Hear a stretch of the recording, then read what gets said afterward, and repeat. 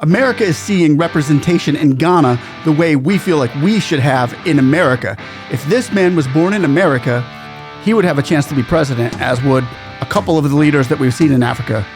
Like it is attributed to Robert Mugabe, if we put two men in a room and give them 12 months to produce as an offspring, they cannot produce an offspring. And so, Mr. Speaker, we will continue to stand here. But let me use this opportunity, Mr. Speaker, to celebrate Mr. Speaker, who has been a stalwart and a bastion for this bill.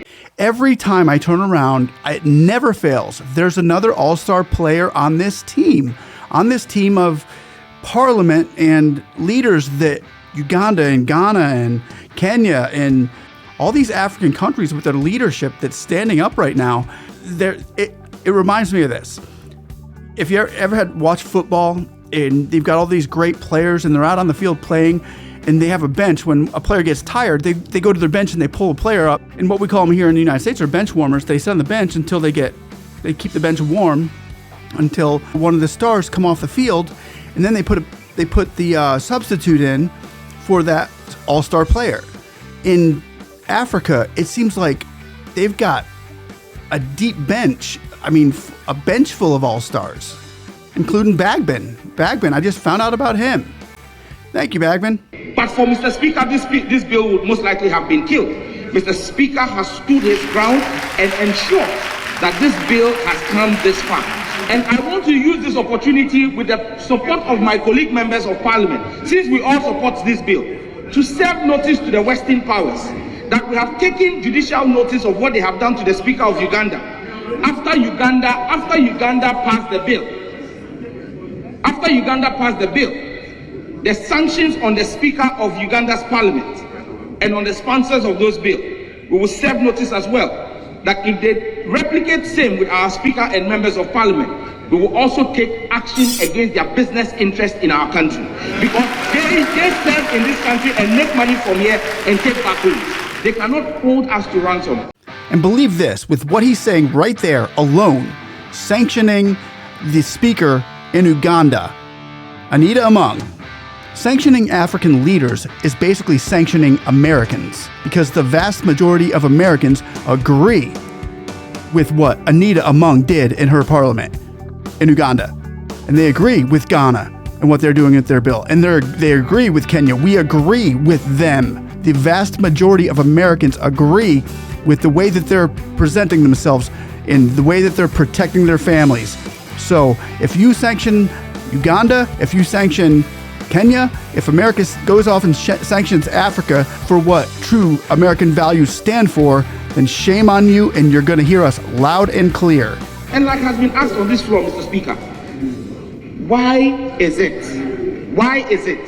that the American Secretary of State has not sanctioned the Secretary of Defense?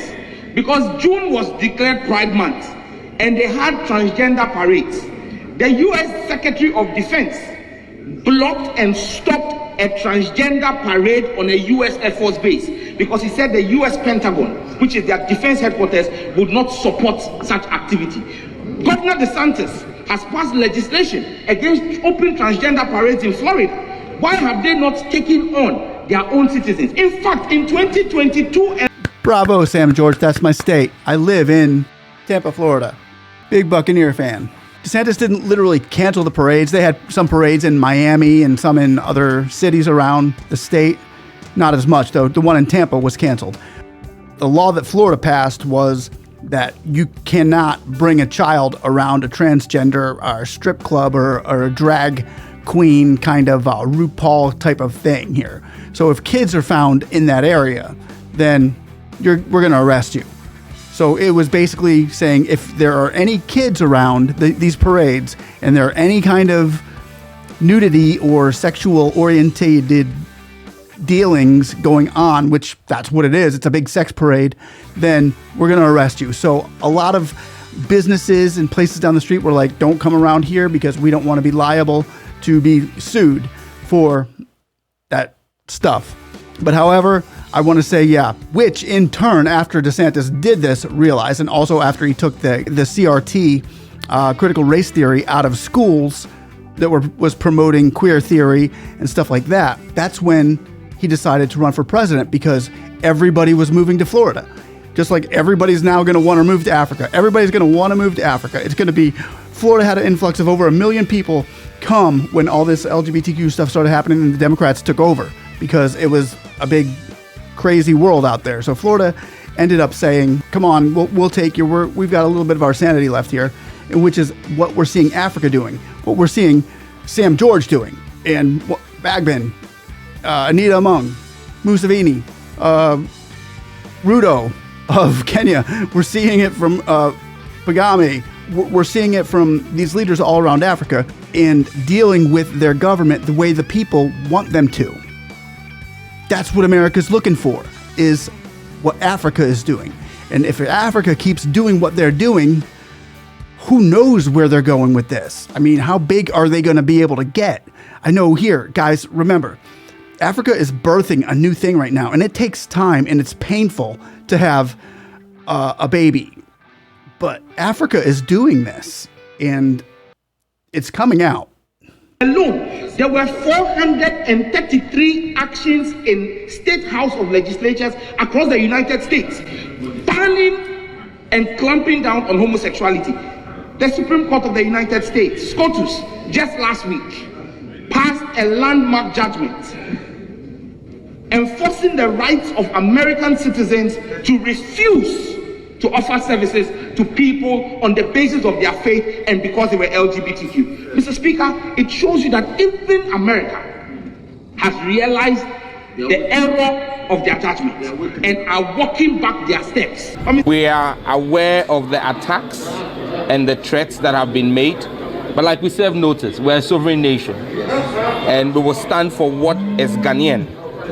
And we also want to serve notice to those issuing the threats that carrying out those threats will be a high-risk enterprise here in Ghana, because we will come on the floor of Parliament, use your platforms as media houses because we know you support this bill, and publicize every business that is from that country in this country that operates in Ghana and call on Ghanaians to boycott them. Boom! He's not playing. He's not playing. I'm telling you right now, he knows the system. Sam George is a genius. He knows the system. If anybody took notice of what just happened in America with Bud Light, the #1 selling beer in America, Bud Light, they came and they put a transgender woman on a beer can. Bud Light is known to be an American beer, tough guys beer. They put a transgender and sent her a 6-pack of beer with her picture on it.